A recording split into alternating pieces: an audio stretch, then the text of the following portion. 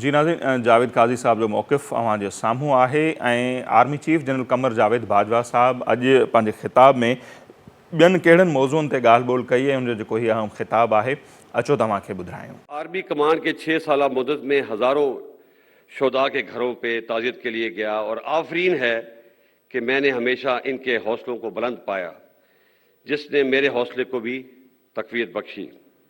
मैं आप सबको यकीन दिलाता हूँ कि हम आपकी कुर्बानियों का सिला तो नहीं दे सकते, लेकिन आपके प्यारों की कुर्बानियाँ रायगां नहीं होने देंगे और आपकी हर तरह से मदद करेंगे। मौजूद हाज़रीन, पाकिस्तान फ़ौज के अजीम सिपाही ज़माना जंग हो या अमन, LOC हो या फाटा, बलूचिस्तान के संगलाक पहाड़ हो या सैचन की बर्फ़पोश चोटियाँ, हर वक्त जान हथेली पर रख के मादरे वतन के दिफा पर ममूर रहते हैं और मुझे फ़ख्र है कि मैं 6 साल इस अजीम फ़ौज का सिपा सलार रहा हूँ और मैं दुआ करता हूँ कि आने वाले वक्त में भी ये फ़ौज इसी तरीके से कामयाबी के झंडे गाड़ेगी। मौजूद हाज़रीन, फ़ौज का बुनियादी काम मुल्क की जोग्राफियाई सरहदों की हिफाजत है, लेकिन पाक फ़ौज हमेशा अपनी इस्तादाद से बढ़कर कौम की खिदमत में मसरूफ़ रहती है।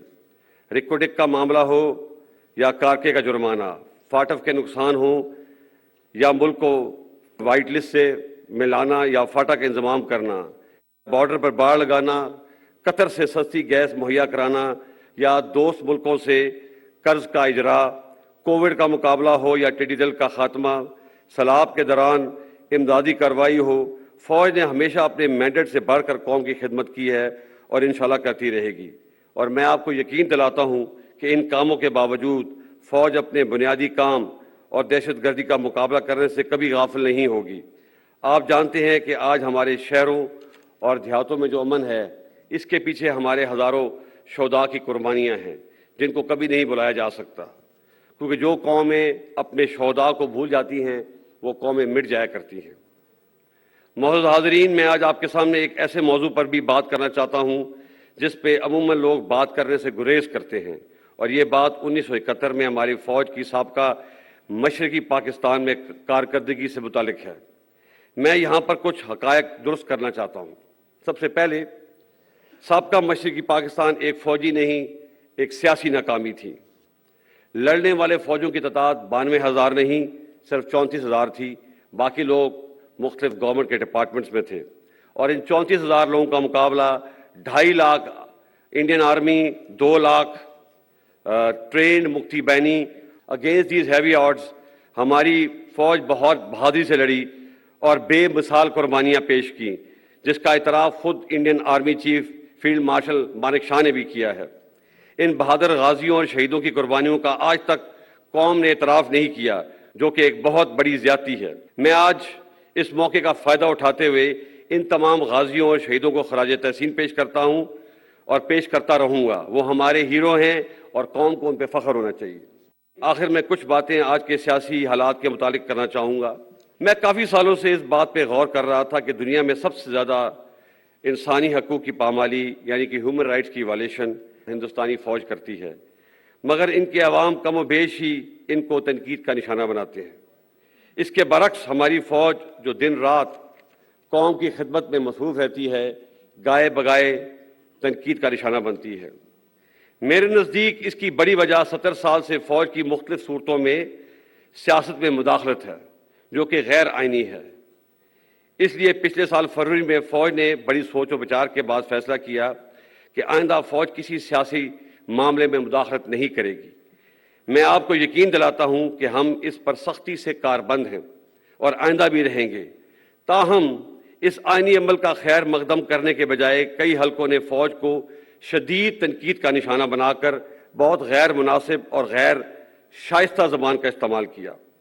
फ़ौज पे तनकीद अवाम और सियासी पार्टियों का हक है, लेकिन अल्फाज के चुनाव और इस्तेमाल में एहतियात बरतनी चाहिए।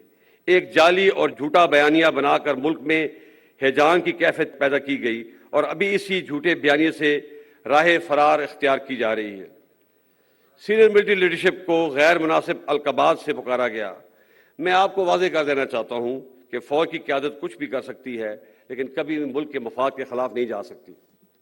کیا آپ یہ سمجھتے ہیں کہ ملک میں ایک بیرونی سازش ہو اور آرمڈ فورسز ہاتھ پہ ہاتھ دھری بیٹھی رہیں گی؟ یہ ناممکن ہے، بلکہ یہ ایک گناہ کبیرہ ہے۔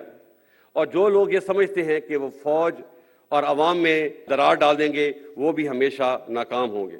فوج کی قیادت کے پاس اس نامناسب جلغار کا جواب دینے کے لیے بہت سے مواقع اور وسائل موجود تھے، لیکن فوج نے ملک کے وسیع تر مفاد میں حوصلے کا مظاہرہ کیا اور کوئی بھی منفی بیان دینے سے اجتناب کیا۔ لیکن یہ بات سب کو ذہن نشین کر لینی چاہیے کہ اس صبر کی بھی ایک حد ہے۔ میں اپنے اور فوج کے خلاف اس نامناسب اور جارحانہ رویے کو درگزر کر کے آگے بڑھنا چاہتا ہوں، کیونکہ پاکستان ہم سب سے افضل ہے۔ افراد اور پارٹیاں تو آتی جاتی رہتی ہیں، لیکن پاکستان انشاءاللہ ہمیشہ قائم رہنا ہے۔ فوج نے تو اپنا کتھارسس شروع کر دیا ہے۔ مجھے امید ہے کہ ہماری سیاسی پارٹیاں بھی اپنے رویے پر نظر ثانی کریں گی، اور یہ بھی ایک حقیقت ہے کہ پاکستان میں ہر ادارے، سیاسی پارٹیوں اور سول سوسائٹی سے بھی غلطیاں ہوئی ہیں۔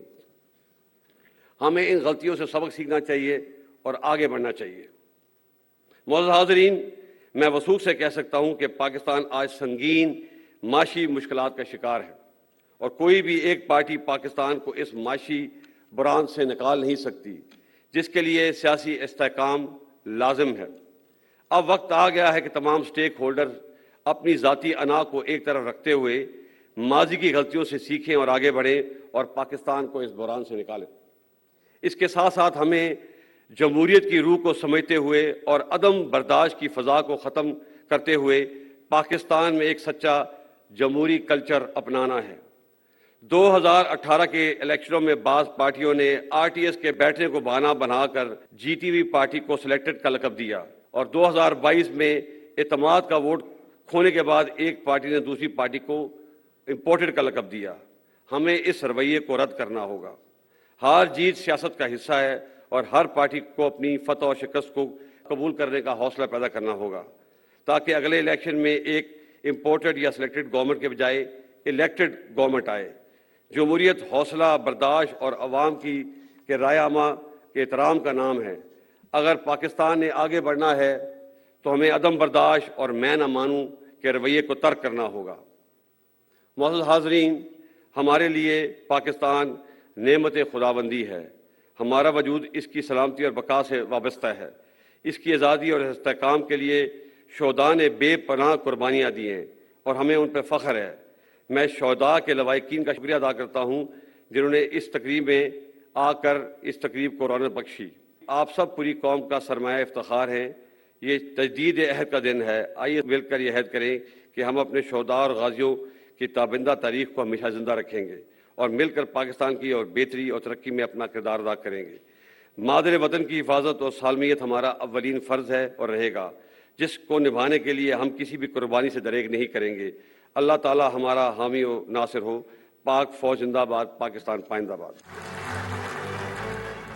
جی ناظرین، سو خطاب وہاں بدھو army chief general Qamar Javed Bajwa صاحب جو انتہائی اہم خطاب ہوयो ہی، ان سائیں جو اساں جو اج جو ہی پروگرام ہے پانچی پجانی تے تو پہنچے، اساں ڈیندا اجازت۔